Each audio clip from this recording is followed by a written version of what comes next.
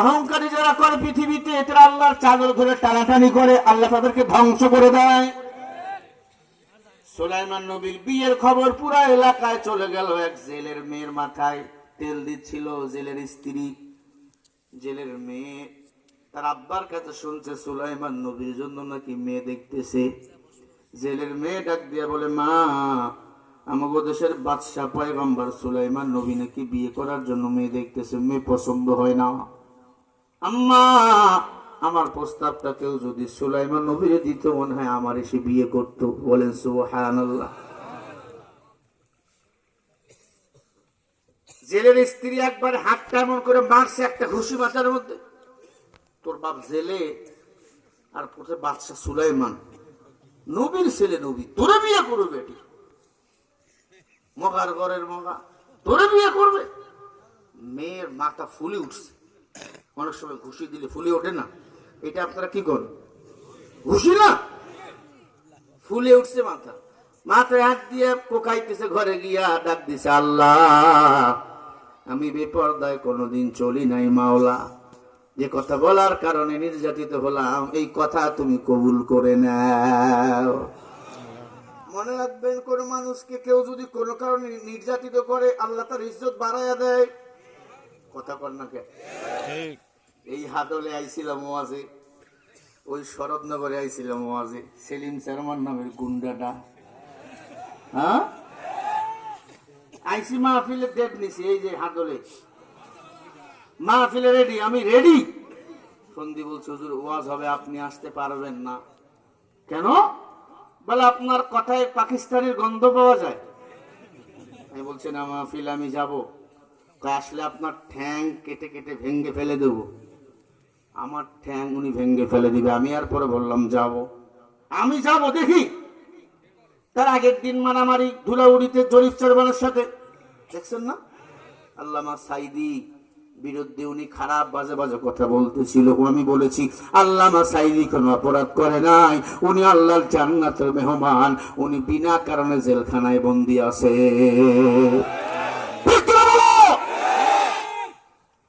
তখন বললো, আল্লামা সাইদি জিনা করছে। বলেন নাউজুবিল্লাহ। এই কথা বলছিল এই কুকুরটা, জরিফ চেয়ারম্যান, এখন জেলখানায় আছে, পাবনা জেলখানা। মাঝখানে পঙ্গু হয়ে গেছিল, আমাকে বেটা বলে ধাক্কা দিয়ে ফেলাই দিল। এরপরে দেখছেন মারামারি, কত ইতিহাস। ধান ক্ষেত দিয়ে আমি চলে গেলাম। আল্লাহ তাদের এই জমিন থেকে উৎখাত করেছে, আল্লাহ আমাদের সম্মান বাড়াইয়া দিছে। জোরে বলো ঠিক না ঠিক? 3 থেকে 4 বার হাদলে এসেছে আপনাদের এলাকায়, এখনো এসেছি। এই যে শীতের ভিতরে আপনারা বসে আছেন, দাঁড়িয়ে আছেন, আলহামদুলিল্লাহ, এটা কোরআনের কারণে, অন্য কোনো কারণে নয়। তবে একটা কথা বলে দিয়ে যায়, আল্লামা সাইদি হাড়ে স্টক করে মারা যায় নাই, তাকে সুই ফুস করে পয়জন দিয়ে মারা হয়েছে মেডিকেলের ভিতরে। আমার কাছে ডকুমেন্ট আছে। তার ছেলে মাসুম সাইদি, শামীম সাইদি এবং আমার ভাই আব্দুল্লাহ আমিন মিলে একটা বই লিখেছে। এই বইটা আপনারা পাবেন, 100 টাকা হাদিয়া নিয়ে যাবেন যাওয়ার সময়। আল্লামা সাইদির সাথে জেলখানায় কি আচরণ করা হয়েছে, এবং পাবনা থেকে উনি প্রথম তাফসির মাহফিল শুরু করেছিল 1972 সালে। বলেন সুবহানাল্লাহ। আগে সিরাজ মাহফিল করতে উনি এলাকা ভিত্তিক। পাবনা স্টেডিয়াম মাঠে প্রথম এসেছিল। কে নিয়ে এসেছে? ওই অধ্যাপক হুজুরের নামও ওই বইয়ের ভিতর দেওয়া আছে। আল্লামা সাইদির মতো আপনার সন্তানকে আলেম বানাতে চান, তার মতো বড় মুহাদ্দিস, মুহাক্কিক, ফকিহ, হাদিসের বিচারক বানাতে চান, এই বইটা প্রয়োজন। মঞ্চ থেকে নেবেন, গাড়িতেও পাওয়া যাবে, মনে হয় 10-12টা আছে, যার প্রয়োজন নিয়ে নেবেন। ওই আলোচনা করলে তো কমিটিটা মন খারাপ করবে, হুজুর জামাতের কথা এখানে নিয়ে আসলেন। আল্লামা সাইদি শুধু জামাতের রত্ন না, আল্লামা সাইদি সারা বিশ্বের রত্ন। সৌদি আরবের মানুষ কি জামাত করে? সৌদি আরবের ইমাম, সৌদি আরবের বাদশাহ ফাহাদ তাকে দাওয়াত দিয়ে নিয়ে গেল, আল্লাহর ঘরের ভিতর ঢুকাইয়া নামাজ পড়াইলো, উনি ইমামতি করলো। আল্লাহু আকবার, আরো জোরে কোন আল্লাহু আকবার। প্রতি বছর প্রতি মাসে গোলাপ ফুল বাগানে ফোটে, প্রতি বছর আমার দেশে সন্তান জন্ম নেয়।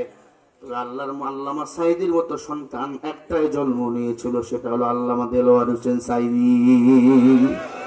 ঠিক কিনা? আল্লাহ তার কবর জান্নাতের বাগান বানিয়ে দেন।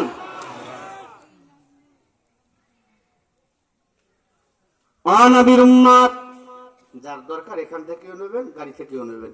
সাইদি আমাদের সবার আত্মনা, উনি আওয়ামী লীগের অহংকার, বিএনপির অহংকার, জামাত ইসলাম সবার অহংকার। যে অন্যায় করছে সে পালাইয়া গেছে, যারা অন্যায় করে না আওয়ামী লীগের ভিতরেও আমরা তাদের উপর হাত তুলবো না, ঠিক না? ঠিক, তারা তো আমাদের ভাই। ভাইরা আমার, ভালো করে কথাগুলো দিনের কান দিয়ে শুনবেন। সুলাইমান নবীর কানে আওয়াজ চলে গেল, একটা জেলের মেয়ে তোমার বিয়ে করতে চাই। একজন সেনাপতি ডাক দিয়ে বলে, বাদশাহ অনেক মেয়ে দেখাইলাম, বিয়ে করেন না। খবর শুনছেন একটা জেলের মেয়ে আপনার বিয়ে করার জন্য প্রস্তাব দিছে তার মার কাছে। আমার প্রস্তাবটা যদি কেউ বাদশাহ সুলাইমানকে দিত, আমার বিয়ে করতো। তখন তার মা মারছে। সুলাইমান নবীর আগে ক্ষোভে আর অহংকার বেড়ে গেল। আল্লাহ পাকের পরীক্ষা শুরু হয়ে গেল। ওয়াকানা হাক্কান আলাইনা নাসরুল মুমিনিন। মুমিনকে বলেন সাহায্য করেন কে? সুলাইমান নবী একটা আংটি ছিল, আংটি নিয়ে প্রস্রাব পায়খানা করা যাইতো না। যে আংটির মধ্যে আল্লাহর নাম লেখা, টুপির মধ্যে, রুমালের মধ্যে, তাসবির মধ্যে লেখা আল্লাহর নাম, নবীর নাম, সেগুলা নিয়ে টয়লেট, প্রস্রাব পায়খানা না যাওয়ায় ভালো। কথা কি বুঝাতে পারলাম? অনেক সময় টুপির মধ্যে থাকে দেখবেন লেবেল দেওয়া, লেবেলে থাকে বিসমিল্লাহির রহমানির রহিম, তোমার আল্লাহর নাম রহমান রহিম। এই টুপি নিয়ে টয়লেট, পায়খানা, প্রস্রাব না যাওয়ায় ভালো। বাদশা সুলাইমান আংটিটা রেখে যাইতেন টয়লেটে। একজন জিন ওই চাকরের রূপ নিয়া সুলাইমান নবীর কাছে দাঁড়ায় রইল। আল্লাহ সেটাও কোরআনে রেকর্ড করে দিয়েছেন, বলেন না সুবহানাল্লাহ।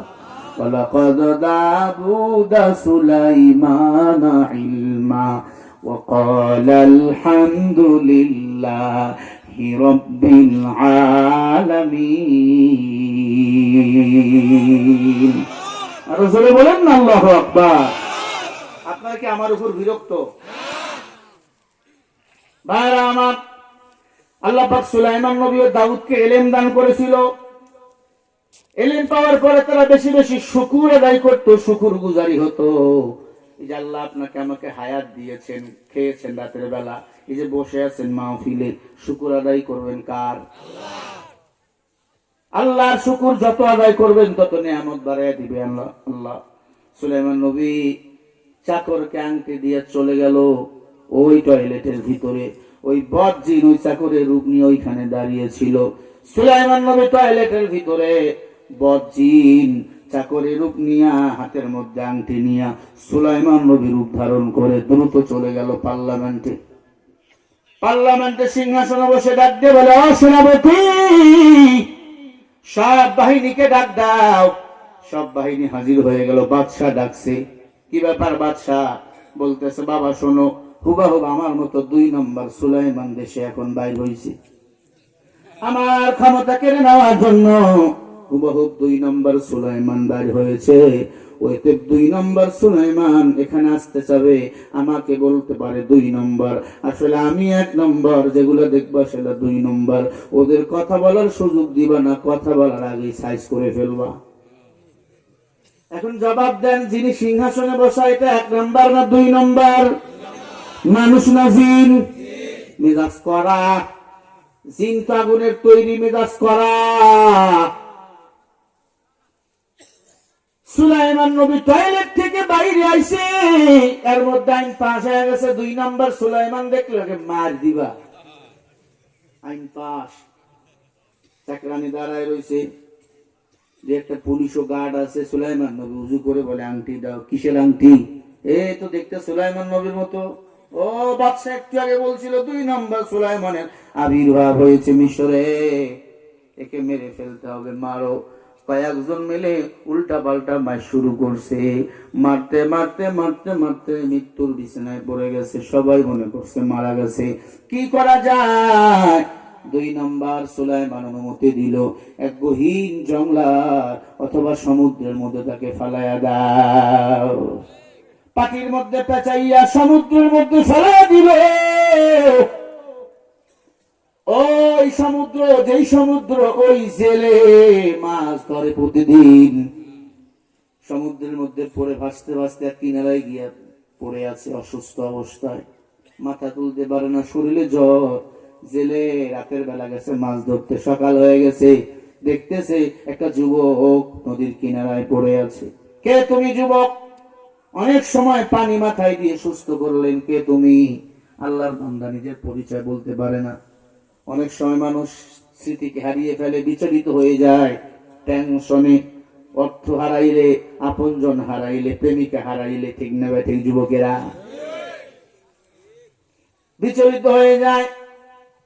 সুলাইমান নবী বলে, আমি কিছুই জানি না, কি আমার পরিচয়, কোথায় আমার ঘর, আমি কিছুই জানি না। পরীক্ষা কার শুরু হয়েছে? কাদের কুদরত দারি বরকামাল আনতা রব্বি আনতা হাসবি জুল জালাল। সুলাইমান নবী জেলের বাড়িতে খায়, ওখানে ঘুমায়। একদিন যায়, 2 দিন যায়, 3 দিন যায়, সুলাইমান নবী নিজের হুঁশ ফিরে পায় নাই। এখনো নিজেকে চেনে না, জানে না, বুঝতে পারলেও বলে না, লজ্জার কথা। বড় লোক যদি গরিব হয়ে যায়, না খেয়ে কারো কাছে হাত পাতে না। আর ফকিন্নি যদি বড় লোক হয়, ফকিন্নি স্বভাব যায় না। কথা বল না কেন? চান্দাবাজ যেগুলা আগেও চান্দা তুলতে, এখনো চান্দা তোলে, ক্ষমতায় গেলে চান্দা তুলবে ধান্দা করার জন্য।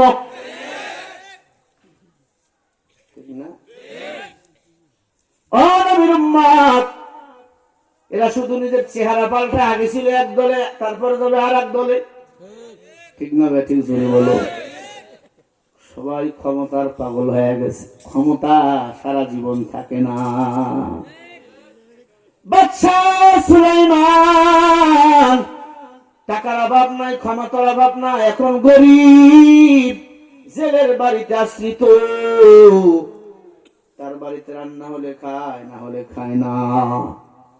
সুলাইমান নবী নামাজ কালাম পড়ে ডাক দিয়ে বলে, বাবা ভাই বসে খেলে তো হবে না রে বাবা, তুমি কি কাজ করবা? সুলাইমান নবী বলে, হ্যাঁ আমি কাজ করবো। যুবক মানুষ, কেমন কি দিবেন বলে? তোমাকে প্রতিদিন আমি 500 করে হাদিয়া দেবো। বলে চলেন। সুবহানাল্লাহ বলেন। মাছ ধরার জন্য গেছে, এইদিকে জিন্নাত, মাথা গরম হয়ে গেছে জিনের। জিন রাষ্ট্র চালাতে পারে না, মাথা গরম, আজকে ওরে মারে, কালকে ওরে মারে। হুজুরদের ধরে ধরে জেলে বন্দি করে। হুজুররা কথা বললে বলে জঙ্গিবাদী হয়ে গেছে। সুলাইমান নবী একটা ভালো কাজ করছিল, জিন থেকে একটা মন্ত্রী বানাইছিল। ওই মন্ত্রীর নাম ছিল আসিফ বিন বরখিয়া। কি নাম? আসিফ বিন বরখিয়া। জিন থেকে মন্ত্রী বানাইছিল। এই মন্ত্রী চিন্তা করলো, রে বাদশা সুলাইমান তো এমন ছিল না, এত রাগ কেন? কথায় কথায় মানুষকে মেরে ফেলে, চাউলের দাম বাড়াইয়া দেয়, সারের দাম বাড়াইয়া দেয়, হে করে সে করে, কেন এত রাগ? ও মুসলমান, এই দিক দিয়া সুলাইমান নবী মাছ মারতে গেছে। প্রথম জালটা যখন খায় মারছে, প্রতিটি জালের গোড়ায় গোড়ায় একটা করে মাছ ঢুকে গেছে। সুলাইমান নবীকে মাছগুলো দেখার জন্য হয়েছে। সুলাইমান নবী আল্লাহর পয়গম্বর। বা সুলাইমান দাদে মুলকো সারোয়ারি সদমতি আফরাদা এ জমিন। সুলাইমান নবীর বাবা পয়গম্বর দাউদ সারা পৃথিবী শাসন করেছিল একা। আল্লাহু আকবার। দাউদ নবীর উপরে কেউ কথা বলতে পারে নাই। দাউদ নবী হাইট ছিল অনেক, আদম নবীর পরে ছিল তার হাইট। দাউদ নবী উঁচু ছিল 114 হাত, আদম নবী হাইট ছিল 117 হাত। কত হাত? জোরে বলেন। আর তুমি 60 ফুট লম্বা, তাই ভাব বেশি, কিন্তু বেটে হলে তুই বাটু আছে না নাই? তুই মাস্তানি করস, আদম নবীর কাছে তুই কিছুই না, উমরের কাছে তুমি কিছুই না, আবু বকরের কাছে তুমি কিছুই না। আমার নবীর জুতাগুলো এখনো জাদুঘরে আছে। ওই জাদুঘরে দেখো নবীদের জুতা দেখতে গেছি, এই বড় বড় জুতা, পা যদি এত বড় হয়, নবী কত উঁচা ছিল। অথচ হাদিস শরীফে আসছে আমার নবী বেশি উঁচাও ছিল না, বেটেও ছিল না, বেশি হাইটও ছিল না, নিচেও ছিল না, সুঠামদের অধিকারে ছিল। তবে আমার নবী যখন হাঁটতো, আম্মা আয়েশা বলে সব সাহাবার উপর আমার নবীর মাথা দেখা যেত। আল্লাহু আকবার। আমার নবীকে সব নবীর নেতা বানাইছেন কে? এই জন্য আমার নবীকে বলা হয় ইমামুল মুরসালিন, সব নবীদের ইমাম। আমার নবীজি কোনদিন আজান দেয় নাই, নবী ইমামতি করেছেন, ইমামদের নেতা। আমরা সেই নবীজির উম্মত, আমরাও হব আগামী দিনে বাংলাদেশের নেতা, ঠিক কিনা? একটু চাটা দে না ভাই, আছে চা নাই? একটু চিনি টিনি বাড়াই দিয়ে দিও। হ্যাঁ, কিসের ডায়াবেটিস, পঁয়ত্রিশ মাল চেনে না। আল্লাহু আকবার জোরে বলেন। আর কি আধা ঘন্টা বলা যাবে নাকি চলে যাবেন? পিছনের গুলা কি বলো ভাই? নারাই তাকবীর। এবার যেখানে সেখানে ভোট দেব না ভাই, এবার যেখানে সেখানে ভোট দেব না ভাই, ভোট দেব ভাই সেইখানেতে যাতে আল্লাহ খুশি হয়, যাতে রসুল খুশি হয়।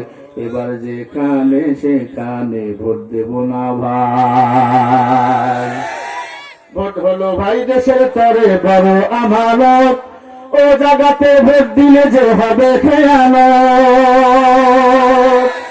ভোট হলো ভাই দেশের তরে বড়ই আমানত, ও জায়গাতে ভোট দিলে যে হবে খেয়ানত। আজি দেশের তরে কান্দা মরি, আজি দেশের তরে কান্দা মরি, দেশে হবে জয়।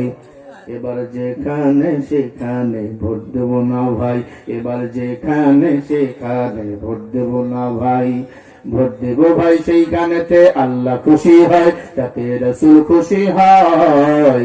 এবার যেখানে সেখানে ভোট দেব না ভাই, ঠিক কিনা? পয়গম্বর সুলাইমান এখন কি জেলে হয়ে গেছে, জেলে। কথা বলেন না, কথা বলেন না, সব ছেলে সাহেব কথা বলবেন না। ভাইরা আমার খেয়াল করেন, সুলাইমান নবী এতক্ষণ ছিল পয়গম্বর বাদশাহ, এখন সে কি জেলে, মাছ ধরতে গেছে। এত মাছ, প্রথম দিনে মাছ আর মাছ, কয়েকদিন মাছ ধরলো, জেলে এবার ডাক দিয়ে কয়, ও বিবি আমার, তোমার একটা কথা বলতে চাই। কি কথা? বলে রাগ করবা না তো? কয় না। বলে আমাদের একটা সুন্দরী যে মেয়ে আছে, আছে, ছেলেটারে কেমন লাগে? কয় ভালোই। কই ছেলের সাথে আমার মেয়েটার বিয়ে দেওয়া যায় কিনা? মেয়ের মার মাথা গরম হয়ে গেছে, না আমি বিয়ে দেব না, এই ছেলে ভালো না। কেন? ভালো হলে মানুষ মাইরা তার সমুদ্রে কি ফালাই দিত, নিশ্চয় সে অন্যায় করছে। কথা বুঝাতে পারছি? এই কথা আবার জেলে যাইয়া সুলাইমান নবীকে বলছে, বাবা আমার একটা মেয়ে আছে, তোমার সাথে বিয়ে দিতে চাই, কিন্তু তোমার চাচি দিতে দিচ্ছে না, রাজি না, কারণ তুমি নাকি খারাপ, তোমাকে নাকি মাইরা মানুষ নদীতে ফালাইয়া দিছে। সুলাইমান নবী ডাক দিয়া বলে, চাচা আপনি যদি চান আমি বিয়ে করতে রাজি, কারণ পরীক্ষায় ফেলাইছেন আমার আল্লাহ। সুলাইমান নবী তখন বুঝে গেছে। সুলাইমান নবী ডাক দিয়া কয়, চাচা মানুষ মার খায়, কেউ দোষ কইরাও পুকুরমা পোলাও খায়, কেউ বিনা দোষেও মার খায়, জেলখানায় যায়। কথা ঠিক? নবীদের কথা, দামি দামি কথা। ও চাচা,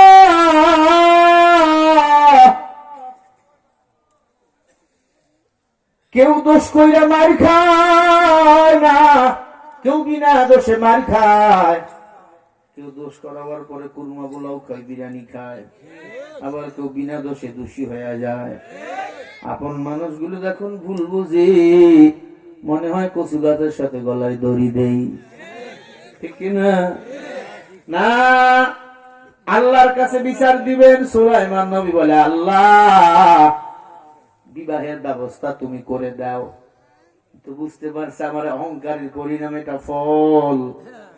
সুলাইমান নবী কান্দে, আল্লাহ বিবাহের ব্যবস্থা তুমি করো। খেয়াল করেন, আরো অনেকদিন মাছ ধরছে। মাছ ধরার পর জেলে চিন্তা করছে স্ত্রীর মন এমনি গোলানো যাবে না।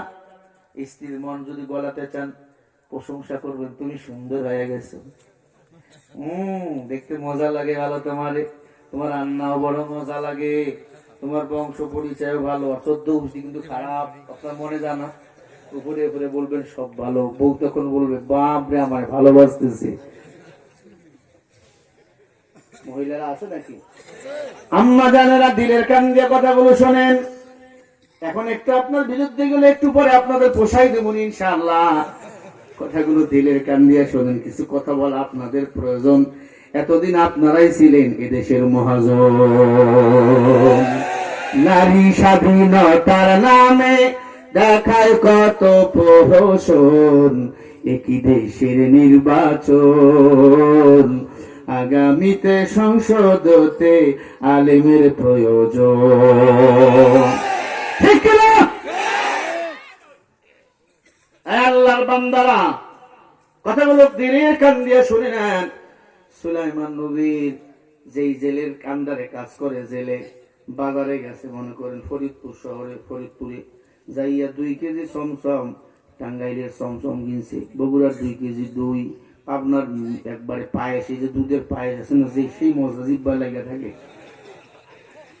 একবারে সব গরুর গোস, মুরগির গোস, সব কিছু নিয়া বোরকালে চলে গেছে। 2টা টাঙ্গাইলের দামি দামি শাড়ি, যা আছে খাবার টাবার, এরপরে বরিশালের কাঁচা সুপারি, এরপর রাজশাহীর মিষ্টি পান, সব কিছু নিয়ে জেলে স্ত্রীর কাছে গেছে।